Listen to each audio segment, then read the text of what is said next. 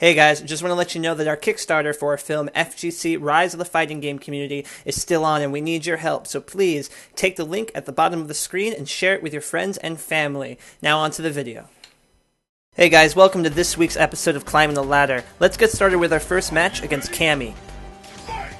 Right from the start I need to be ready. Throwing a bad fireball that can be jumped over or spiraled through would leave me in a pretty bad spot. So I'm taking my shots when I can with these fireballs here, until she proves she can counter them. I want to do as much damage as I can in, because she has weak defense, so I want to use my fireballs and my pokes to just kind of wear her down, because when she gets in, I want her to have to make those tough decisions, and not just give her a free ticket in, like I just did right there. Make sure to make every punish count. Cammy is strong offensively, but her weak defense is what you need to take advantage. Scare her with your damage before she scares you. Almost always never quick rise against Cammy. As you can see, she's looking for me to get up and put me in a guessing situation with her cannon strike. By staying down, I take that option away from her.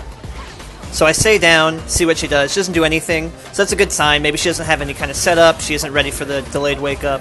So I'm just going to kind of push her out. Same game I was playing before, use my fireballs. I think she tried to counter it there with maybe Spiral or Ultra, but she got smacked, so it's a good sign.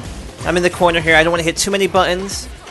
Again, I stay down, and she gets an uppercut. So she was hitting a lot of buttons, so I think she's just used to doing cannon strike and then doing like a ground chain or something, but I make her pay for that there. So now we're entering the second game, or the second round I should say, and I want to do the same thing. I anti-air with a fireball, which was kind of silly on my part, but it worked, so let's just leave it at that.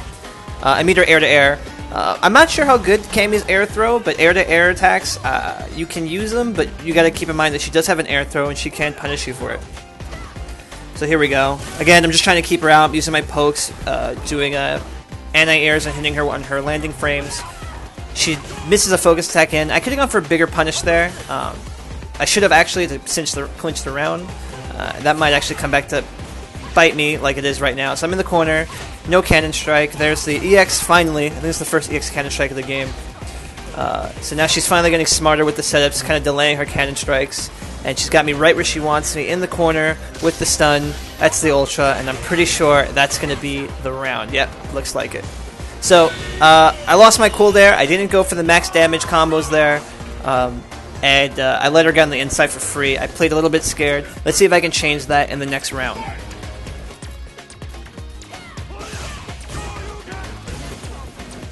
This has got to be at least the third time where I've used crouching medium kick into fireball from an unsafe and punishable range only for Cammy to get hit. It shows that she's not ready or she's not able to punish it.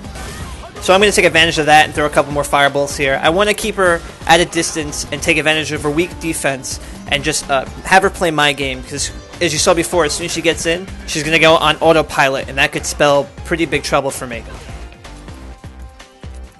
This will be the third jumping attempt in a row that has not been punished. I know she's expecting a grab after the last two, so it's time to break my routine. I probably didn't need to burn the meter there, but I just wanted to be safe just in case it was blocked. But now I've finally pushed her in the corner, and I just gotta keep her here. She can't punish the fireballs, as you can see there. I just threw 3 at her face and there was no response. Finally super, which is good because now she has no meter. She has to rely on her Ultra for the comeback now. And I have 1 meter stock with Ultra, so I'm in a pretty good position as long as I don't kind of fool around too much. I go for another jump in that isn't punished at all with air throw or an air normal, and I hit her with air light punch, which I will perfectly admit that I was just kind of looking for a button and found that one. But a win's a win. Let's move on to the next game. So Gouken is a character that takes complete advantage of the fact that I am impatient in this game. I like to dash in, I like to kind of get up close and comfortable, especially after I've been zoned out for an entire match, which is why I have terrible win records against people like Dalsum and Giles and Goukens. I'm also not too familiar with his normals and what he can do, so I'm always find some weird trick when I fight one. But right now I'm doing pretty good. I'm trying to mix up with empty jump throw and empty jump lows, but unfortunately I missed my combo there. And I'm doing really well, but I'm also not really taking advantage of all the space this guy has given me. He's also very mobile. I'm noticing his dashes, his quick dashes back and forth, and he's trying to get in range. And I believe that's what he was looking for. Nice FADC off of normals, which you can do with some characters, but you don't see it a lot. And I'm pretty happy to see this guy doing it. Especially, you know, I shouldn't have thrown that fireball at all. And that could spell... He doesn't have any meter to finish the game. but if he had some EX fireballs there, he would have used them. Got to be patient at this point. I can't take much chip, and I can't really jump either, because if he gets me with a air fireball, I'm in trouble. I'm content with play it from this range, but I honestly didn't expect his demon flip sweep like that would go that far. I've only seen it a couple times. So he takes that round. He's very strong. If you didn't notice by that predictable low parry, there it is again, actually, just as I mentioned it. He knows what I want before I know what I'm going for. And he's hitting me with those overheads all day, which is a problem I have. I've noticed that I've had a lot because I'm always blocking low.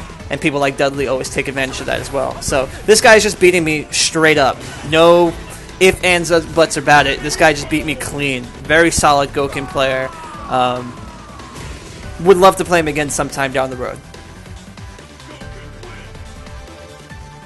So we're going to end this episode with a match against Sakura, a very dangerous character in this game for very long combos that do a lot of damage and stun, and she's got crazy jump-in attacks, and she's a nut. Jumping in like that, not a good idea. So now that I know she can anti-air me, I want to play this on the ground and see if she can handle this, which she doesn't seem to be taking too well. She's running into a lot of my limbs. After throwing these fireballs, I'm dashing or walking myself into a position that I believe gives me the advantage. If she jumps, I have enough time to react. If she blocks or neutral jumps, I can throw another fireball or keep walking forward to back her into the corner. Trying to keep her where I want her and not let her drive me into the corner, and that jump in will do it. Just as I say that, now I'm going to be pushed all the way to the corner, and here we go. Sometimes the best answer is just to block. I could have teched here, and I probably wanted to, honestly, but since there has been no throw game established, it's better to just block and see what happens instead of guessing and eating a ton of damage. I just want to stay patient until she proves that she can break my guard, which she hasn't proven yet. So, nice air-to-air from her. She's trying to keep me in the corner. She's looking for the jump out.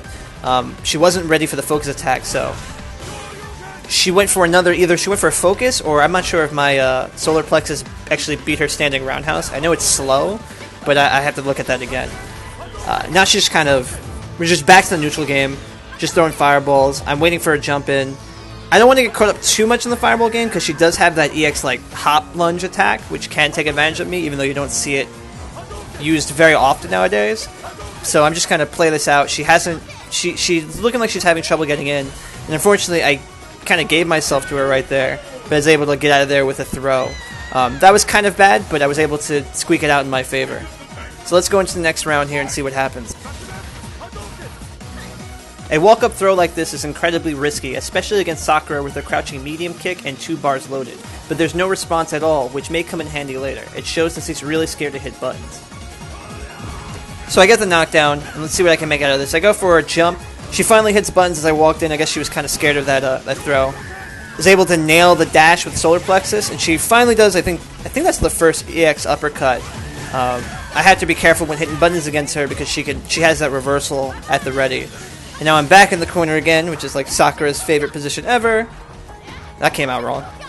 So again, I just want to stay patient and fight my way out of this corner and don't make any careless mistakes, because I'll eat a ton of damage if I do. See if I get a cross-up here. I went for a cross-up Fierce Punch, which I'm not even sure works in Sakura. I just do it, and if it works, it works. I know I should practice it. Stop yelling at me. So, again, we're going to engage in the Fireball War. Got the knockdown. I should have used the Light Hurricane there. I was actually forgetting that her roundhouse can punish me. Jump and uppercut. Went for another one just to see if she would tech. It's kind of random, I know, but I'm finding out that walk forward DP is very strong against people, because it really screws with their head. But unfortunately, it doesn't pay off there, and I lose the round. So we're going into the next game here. I don't have any meter. She has 1 bar, so she's still, even though she's scary as it is, she's scarier now. Hits me with another anti-air. Her anti-airs are really on point. She's been kind of hitting me out of all of them, but I'm just trying to do raw. And she gets me finally with an EX Fireball. She's been looking at the whole match. I don't get the anti-air, even though it's really scary to anti-air her, because it could just end terribly. But now I get the mix-up. That's the 3rd tick throw in a row. It looks like the jump and uppercuts from round 2, as well as the walk-up throws from round 1, are really starting to have an effect and weakening her defense. So a lot of the stuff that I've been doing with the walk-up uppercuts and the walk-up throws are really starting to take effect now. I just want to kind of keep this up, keep this game going at my pace. See, I get another walk-up throw, and now she's just confused. she finally bets it all on an EXDP, and I'm able to take the game. So a lot of the things I set up in the first 2 rounds, I was able to take advantage of in the 3rd round, mostly because I kept my cool, and I recognized that what I was doing was having an effect. So, thank you guys for watching. As always, if you enjoyed this episode, please subscribe using the subscribe button below this video. And if you have any questions or you'd like to just reach out to me, you can follow me at The Best of Bond. We have a bunch of great content coming up NECS this weekend, so we'll have some interviews and hopefully some matches. Thank you guys for watching. I'll see you guys next week.